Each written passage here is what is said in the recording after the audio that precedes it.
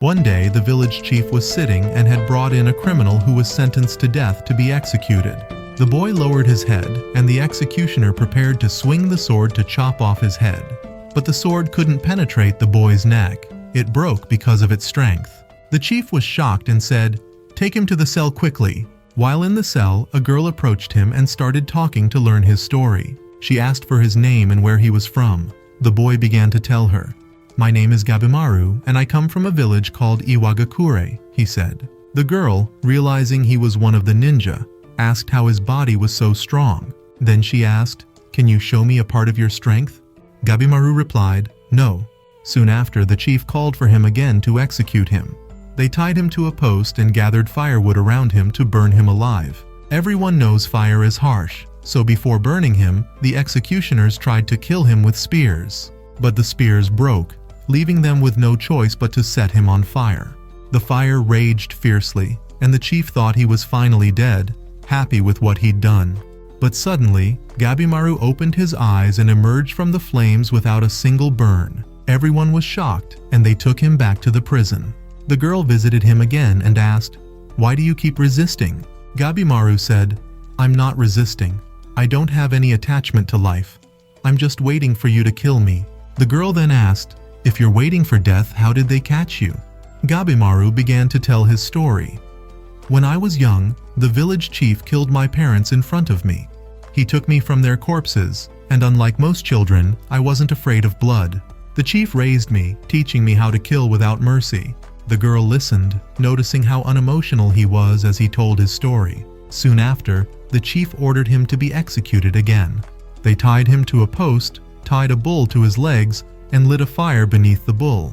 The bull started to run at full speed, but Gabimaru held firm, pulling the bull back.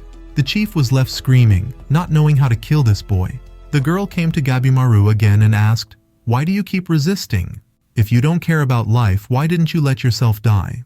Gabimaru became frustrated and shouted, "I don't know." The girl changed her question and asked, "Why did you get caught?" Gabimaru explained, "In our village, men kill and women give birth. There's no love or normal life. When I came of age, the chief gave me his daughter as my wife. She was kind and gentle, wanting me to live a normal life.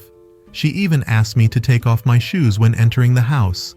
Whenever I sat down to eat, she would laugh, not caring about anything else. I got fed up and went to her father to ask for a divorce. The chief didn't like that and sent soldiers after me during a mission. I was captured, and the police sentenced me to death. Even if I escape, the chief will kill me, so I have no reason to live." The girl listened quietly, and the day ended. That night, while the girl was walking, an older man warned her, "Be careful. You don't know how dangerous that boy is." She asked him why, and he explained, "When we tried to capture him, he killed 20 of our men. This boy isn't ordinary. He's a monster. No one can stop him." The girl was shocked, as Gabimaru had told her he didn't resist when captured. And indeed, Gabimaru, in his cell, wondered why he had resisted. The next day, they tried to boil him in oil, but again he didn't die and emerged unharmed. The girl was puzzled and asked, "Why are you clinging to life when you said you wanted to die?" Gabimaru didn't know, and was growing more confused by the minute. The girl then said, "I'll kill him. Just prepare the arrangements." Everything was prepared, and the soldiers took Gabimaru to the final room. The chief was smiling, thinking it was finally over. Gabimaru entered and found the girl waiting for him, her hands tied and her sword ready. She told them, "I'm ready." Gabimaru felt fear for the first time. He stood there, unable to speak. The girl looked at him and said, "Don't worry, I will kill you and end your suffering." Gabimaru could sense her strength, realizing she could actually kill him. He broke the wooden restraints on his hands, and the girl charged at him quickly. Gabimaru dodged her attack just in time. The girl stopped and said, "You would have died if you hadn't dodged that strike. Have you changed your mind?" Gabimaru, bleeding from his neck, was confused. Did he really want to die? The girl attacked again, but Gabimaru continued to evade her. She stood behind him and looked at his sword, saying, "After hearing your story, I'm sure of one thing. Despite everything you said about your wife, you love her, don't you?" Gabimaru was shocked, remembering all the little moments with his wife, like when she would ask him to take off his shoes before entering the house, and how that made him feel happy. And when they sat down to eat together, It made him feel like someone was finally sharing his life. He didn't just like her, he loved her deeply. Gabimaru then rushed at the girl, shouting, "I don't want to live. I'm Gabimaru the Hollow, I'll show no mercy." But as he attacked, he remembered his wife's words. "You're not hollow like they say. You're a person with feelings."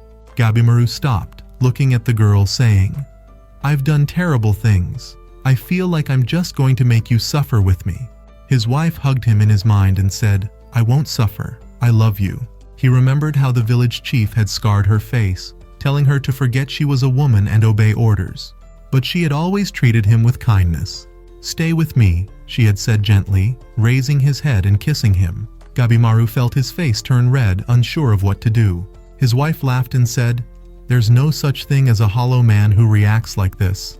Meanwhile, Gabimaru's rage grew, and he fought the girl relentlessly, giving her no chance to rest. Even the girl struggled against him. "Why won't you stop trying to kill?"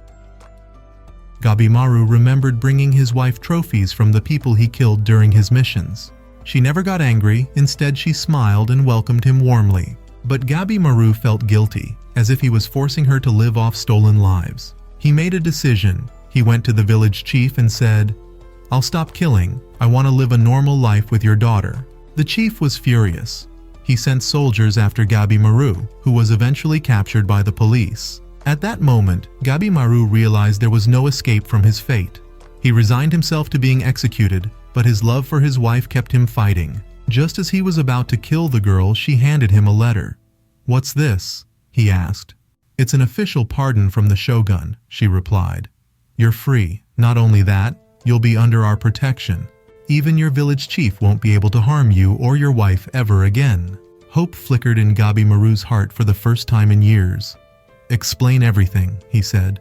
"I can't believe it." The girl explained. "There's a legendary land in the south called Shinsinku. It's fertile, full of crops, and beautiful. In the heart of that land lies the elixir of life. Whoever obtains it will live forever." The shogun sent many soldiers to retrieve it, but none returned. One day a ship came back filled with flowers.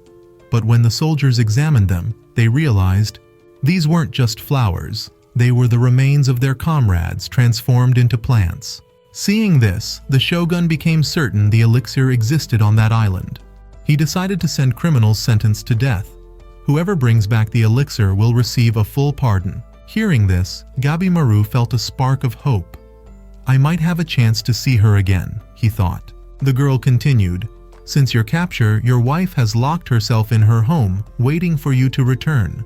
She still believes in you, hoping you'll come back to her one day." After hearing all of this, the girl asked him one last question. "Do you still want to die, Gabimaru?" Hope surged within him. His determination reignited. The girl saw the change in his face and asked, "Are you ready to risk everything, to journey with other criminals, just to live with her again?" Before Gabimaru could respond, the mayor interrupted, yelling, "I won't let him leave! Kill him now! If she interferes, kill her too," the mayor ordered. Gabimaru's eyes filled with rage and tears. He looked at the girl and said, "You once asked me to show you my power. I refused, right?" She nodded. "Yes, you did." He smirked and said, "Watch closely this time." In an instant, flames erupted from his body, scorching everything around him.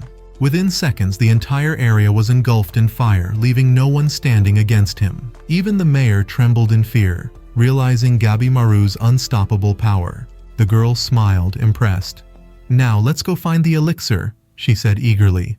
"Let's not waste any more time," Gabimaru replied, ready to embark on their dangerous journey. As they ventured deeper into the forest, the girl began reminiscing about her childhood. She remembered her father, the great warrior Asayamun, who beheaded a poet with a swift strike. The poet, even after losing his head, continued to recite his final verses. The girl admired her father's strength and decided to follow in his footsteps. Though she was just a girl, she fought like a legendary warrior, slaying enemies with a single strike. However, unlike her father, every kill filled her with fear, as if she tortured her victims before ending their lives. This fear drove her to accompany Gabimaru, hoping to understand and overcome her weakness. Finally, they arrived at the shogun's base, where other criminals had gathered for the mission briefing. The shogun explained the mission, saying, The one who retrieves the elixir will earn their freedom. You will also receive lifelong protection under my rule." The criminals, initially unruly, calmed down after hearing the shogun's promise. The shogun added, "Each of you will be accompanied by a guard. If you try to escape, you will be executed." "Now reduce your numbers," the shogun ordered. Without hesitation, the criminals turned on each other, fighting brutally to eliminate their rivals. Gabimaru sat quietly, watching the carnage unfold. "Let me know when you're done," he said calmly. The shogun and his guards enjoyed the bloodshed, observing with twisted amusement. One guard began listing the most dangerous criminals, starting with a boy who had founded a village of thieves. He then mentioned the girl standing beside Gabimaru, followed by a towering swordsman known for his unmatched skill. Finally, he introduced Gabimaru. "This one is the most dangerous of them all," the guard whispered. The shogun glanced at Gabimaru, who sat quietly, and scoffed. "He looks harmless." The guard shook his head. "He's the strongest, without a doubt." Meanwhile, the girl stood beside one of the guards, feeling uneasy as chaos erupted around her. "You don't belong here," the guard sneered. "This isn't your place. Go home, where it's safe." The girl, haunted by memories of her troubled childhood, ignored his words and focused on the mission ahead. She remembered the beatings from her village as a child, and how she hid from them, scared and wounded. One thought kept running through her mind: "I have to attack before they strike me." When some criminals noticed her hesitation, they attacked. But the girl dodged every blow with skill. Finally, Gabimaru stood up and walked over to the shogun, saying, "Killing here is pointless. Let's sort this out another way," he suggested calmly, to the shock of everyone around. "Have you lost your mind?" one guard asked. Gabimaru answered, "Killing when it's unnecessary isn't wisdom." The girl was moved by his words, but the criminals didn't care. The shogun called out, "Whoever kills this boy will earn a place on the island." One criminal grabbed a stone and hurled it at Gabimaru, but he easily dodged it. Gabimaru smirked. "If you're going to start a fight, I'll kill you," he said as flames erupted from his hands. He unleashed his deadly abilities, tearing through his enemies with unmatched speed and precision. No one could stand against him. Those who tried were eliminated instantly. The onlookers stood in stunned silence, realizing the true extent of his power. The shogun watched, now fully aware that Gabimaru was far more than just a criminal. He was unstoppable. Even the girl stood in disbelief. "You're not hollow after all," she whispered to herself. The other guards halted the fighting, announcing the criminals who would be sent to the island. "The real challenge begins now," said the shogun, signaling the start of their journey. After arriving on the island, Gabimaru and the girl walked through the dense forest, his hands still tied. As they ventured deeper, Gabimaru began sharing stories of his village's past. "Our chief was once targeted by many tribes and soldiers, all trying to kill him," Gabimaru said. "They attacked him with every weapon they had, but nothing worked, not even a spear to the brain. He stayed alive thanks to a medicine from a distant land, an elixir of life. The elixir is real," Gabimaru declared, "and we have to find it before anyone else does." He untied his hands. The girl scolded him, "Tie your hands back. We must be united."